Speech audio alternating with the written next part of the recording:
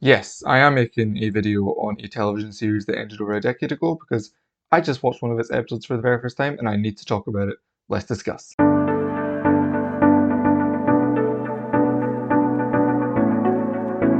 Well, hello everyone, my name is Jay and welcome to a very unplanned video on the TV series Private Practice, or more specifically, Season 4, Episode 7, Did You Hear What Happened to Charlotte King?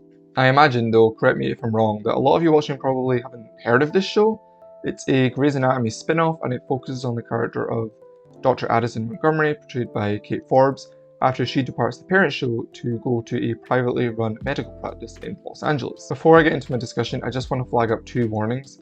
The first is the standard spoiler warning because it's honestly impossible not to talk about this episode without going into the nitty-gritty details of what exactly happens. And the second is, and here come the spoilers, a trigger warning for sexual assault.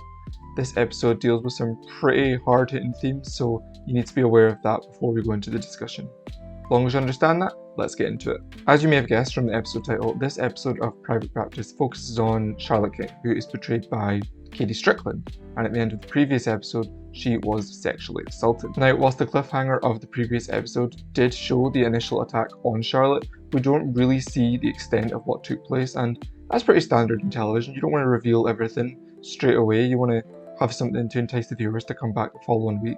However, what surprised me was as soon as this episode began, we didn't actually see the attack on Charlotte, and instead we skipped forward a little bit until the aftermath of her actually recovering and trying to deal and come to terms with what has just happened to her.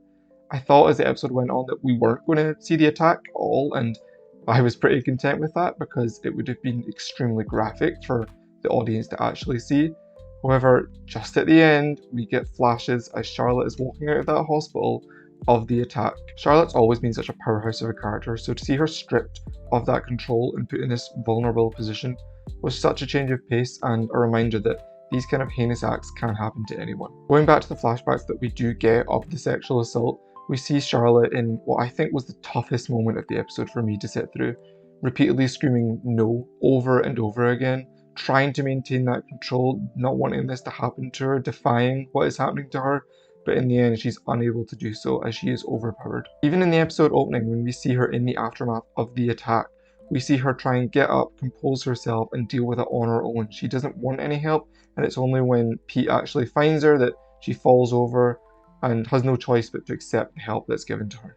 The actor that played Charlotte's attacker was Nicholas Brendan, who undoubtedly is best known for his role as Xander on Buffy the Vampire Slayer.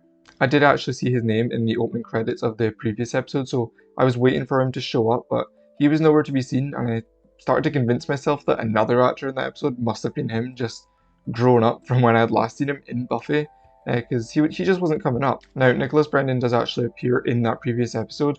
He's in the hospital acting a bit erratically, and Charlotte goes over to him and tells him to calm down, but I didn't think anything of it, which was probably intentional. Casting this actor seems to be an intentional decision because everyone knows him as Xander. He's the funny guy, the light-hearted guy that you'd really struggle to think would even be capable of committing such a heinous act. Speaking of Buffy the Vampire Slayer, this episode reminded me greatly of an episode in that show, which was Season 5, Episode 16, The Body. That episode also deals with some really hard-hitting issues, and whilst I won't go into the exact details of what the plot revolves around in The Body, I will say that it stops every character in their tracks, just as it does in this episode. Also, in both episodes, they are completely stripped of all music, often embracing silence in order to invite the audience in to really understand the severity of what's taking place. I also want to talk about Charlotte's partner, Cooper, who is portrayed by Paul Adelstein.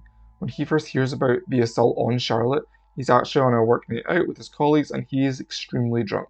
Now, I was initially mad at this choice because I didn't want anything in the story to hinder Cooper being there for Charlotte, but in hindsight, I can see that as well was an intentional decision. Now, it goes without saying that nobody should be subjected to such a vicious attack like this. However, when they are, it's not going to occur at an ideal time for anyone. These events are world-stopping, and because Cooper's been out drinking, we end up seeing a heightened raw reaction from him, who, by the end of the episode, doesn't even know the full extent of what happened to his partner Charlotte. Likewise, when Charlotte is getting her stitches from Amelia, you really do feel for her, but you also feel for Cooper and his guilt over feeling that he should have been there to protect her.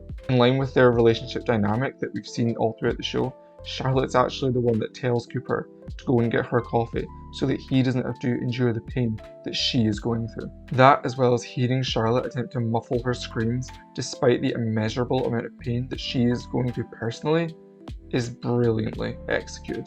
Did You Hear What Happened to Charlotte King is honestly one of the best written, best directed, and best acted episodes of television that I have ever seen in my years of watching it, and certainly the most glued to the screen I have been this year.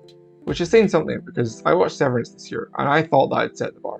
But no, it was this seemingly random episode of a Grey's Anatomy spin-off that, after it had finished, I just kind of sat there. I had no words to describe what I had just watched.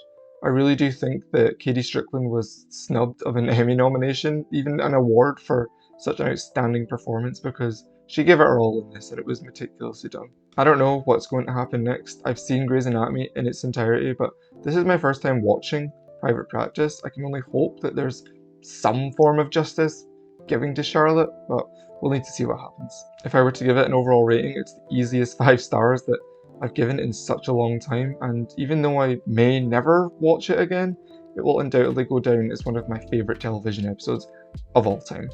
What did you think though? Have you seen it? Have you not seen it? Are you going to check it out now? Let me know down in the comments and I'll see you in the next video. That's all for now. Bye.